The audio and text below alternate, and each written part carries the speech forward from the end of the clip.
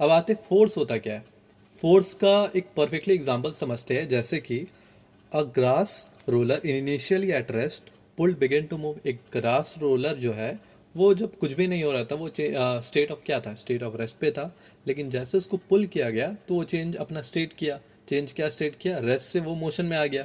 उसके बाद next example देखते हैं हम लोग। A moving car slow down on applying the brake on it. एक कार जब स्पीड में आता है उस पर ब्रेक अप्लाई करते तो क्या होता है, रुक जाता है। तो मतलब जब कार आ रहा है उस पर हम लोग फोर्स लगाए, ठीक है, तो वो कार रुक गया। तो यहाँ पे आ जाता है हम लोग का फोर्स। तो फोर्स क्या है, फोर्स एक एक्सटर्नल कॉज होता है जिससे स्टेट ऑफ रेस्ट या स्टेट ऑफ मोशन को चेंज किया जाता है। जैसे कोई बॉडी, एक फुटबॉल है, फुटबॉल रखा हुआ है, ठीक है, उस फुटबॉल को अगर किक करेंगे तो ऑब्वियस सा बात है फुटबॉल मूव करेगा। तो पहले जो फुटबॉल था वो अपना स्टेट ऑफ रेस्ट पे था। हम लोग जो किक मारे, ये किक क्या है, एक्सटर्नल कॉज है जो उस बॉल को मोशन में ला दे रहा है।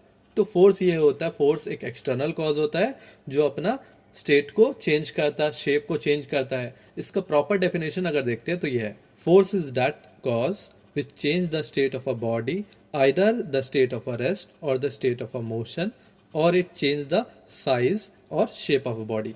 या तो वो साइज को चेंज करेगा या तो शेप को चेंज करेगा। देखो शेप का एग्जांपल का बताते हैं। एक बलून ले लो, ठीक है, एक बलून फुला हुआ है हम लोग का। उस बलून में अगर हम प्रेशर लगाएंगे हाथ से तो क्या होगा, ऑब्वियस सा बात है वो बलून क्या होगा, पिचक जाएगा, या उसका जो शेप है वो क्या होगा, चेंज करेगा। तो देखो फोर्स लगाने से बलून का शेप क्या हुआ, चेंज कर गया। तो ये भी जो हम लोग अप्लाई कर रहे हैं एक्सटर्नल कॉज, ये क्या है हम लोग का, ये हम लोग का फोर्स है।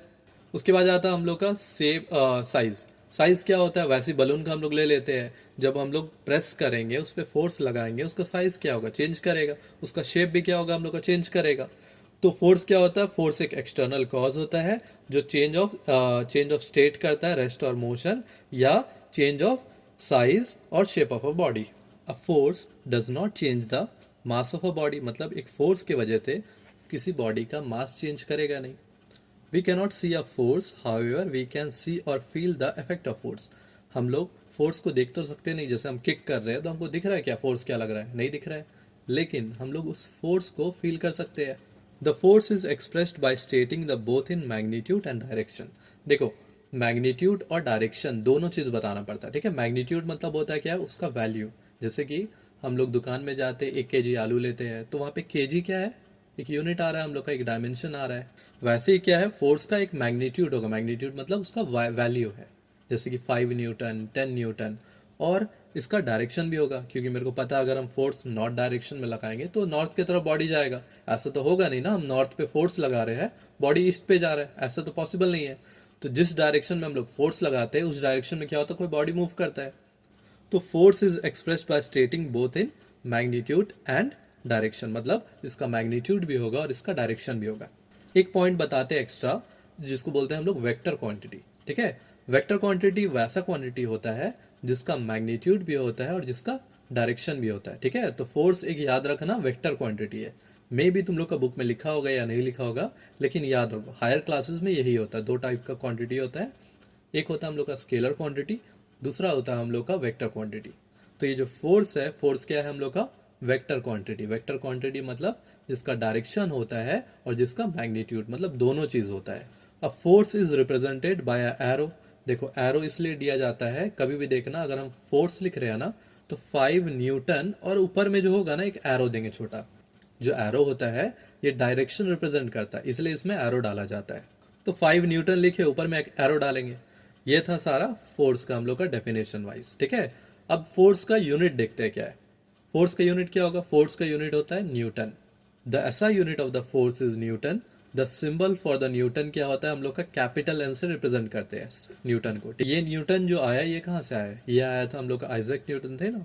आइजक न्यूटन का नेम से यहाँ पे न्यूटन आया है, इसलिए ऐसा यूनिट ऑफ फोर्स क्या है हम लोग का, न्यूटन है।